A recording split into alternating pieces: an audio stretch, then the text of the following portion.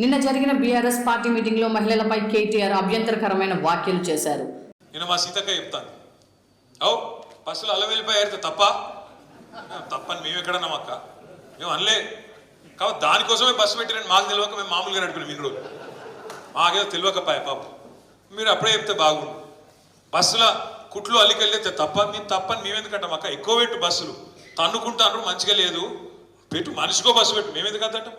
మనిషికో బస్సు పెట్టు, మంచిగా అంత కుటుంబం పోయి మంచిగా కుట్లు అల్లికలు, అవసరమైతే బ్రేక్ డ్యాన్సులు, రికార్డింగ్ ఏం చెప్తారో చేయరు. మేము ఎందుకు అంటాం? ఏమంటారు చేయండి. కానీ ఇట్లా ఈ రకంగా బస్సులలో కొట్టుకునే పరిస్థితి ఎప్పుడైనా ఉన్నారా? కేసీఆర్ ఉన్నప్పుడు సీట్ల కోసం కొట్టుకున్నాడు, సిగలు పట్టుకున్నాడు, గుద్దుకున్నాడు, ఎన్నెన్ని చూస్తున్నాం కొత్త బస్సు అన్నారు.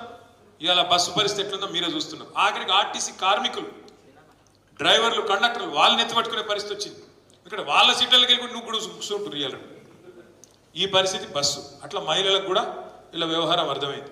ఆర్టీసీ బస్సులో మహిళలు బ్రేక్ డాన్స్లు, రికార్డ్ డాన్స్లు వేసుకోవచ్చంటూ మహిళల పట్ల అవమానకరంగా సెటైర్లు వేశారు మాజీ మంత్రి కేటీఆర్. మంత్రి సీతక్క రివర్స్ కౌంటర్ ఇస్తూ ఒక వీడియో పోస్ట్ చేశారు. దానికి ఆయన బ్రేక్ డాన్స్లు కూడా చేసుకోండి కుటుంబాలు అంటే, నీకు ఆడవాళ్ళంటే ఇవాళ ఒక గౌరవం లేదు. ఆడవాళ్ళని అత్యంత కించపరిచే విధంగా బ్రేక్ డాన్సర్లుగా కుటుంబాలు వచ్చి బ్రేక్ డాన్సులు చేసుకోండి అంటే, గత 10 సంవత్సరాలు మరి హైదరాబాదులలో క్లబ్బులు, పబ్బులు, బ్రేక్ డాన్సులు ఇలాంటి ఎంకరేజ్ చేసిన చరిత్ర మీది. ఇవాళ మీరే అంటుర్రు కొట్టుకుంటారు, ఇట్లా అవుతుంది. ఖాళీగా ఉన్నప్పుడు, సీటు ఖాళీగా ఉన్నప్పుడు ఇంటికి పోయే క్రమంలో సరే వాళ్ళ ఇంటికాడ పోయి చేసుకునే పనులు బస్సులో కూర్చొని చేసుకుంటున్నారు, ఇతరికి డిస్టర్బెన్స్ కాకుండా. దాన్ని మాట్లాడితే మీరు బ్రేక్ డాన్సులతోటి ఆడవాళ్ళని పోల్చడం అంటే ఇంతకంటే దుర్మార్గం ఏమైనా ఉందా? ఒక్కసారి మహిళలు ఆలోచించాలి. ఏం మాట్లాడుతున్నారు కేటీఆర్ వాళ్ళ పార్టీ?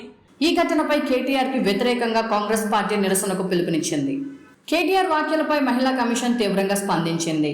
తెలంగాణ మహిళా కమిషనర్ హెడ్ శారదా నేరెల్లా కేటీఆర్ పై విచారణకు ఆదేశించింది. కొద్దిసేపటి క్రితం మాజీ మంత్రి కేటీఆర్ తన ఎక్స్ ఖాతాలో క్షమాపణలు చెబుతూ ఒక పోస్ట్ విడుదల చేశారు. అక్క చెల్లెమ్మను కించపరిచే ఉద్దేశం నాకెప్పుడూ లేదని చెప్పారు. ఈ ఘటన రాజకీయాన్ని వేడికించడమే కాకుండా బీఆర్ఎస్ పార్టీ మరియు కాంగ్రెస్ పార్టీల మధ్య సంభాషణ యుద్ధానికి ప్రధాన అంశంగా మారింది.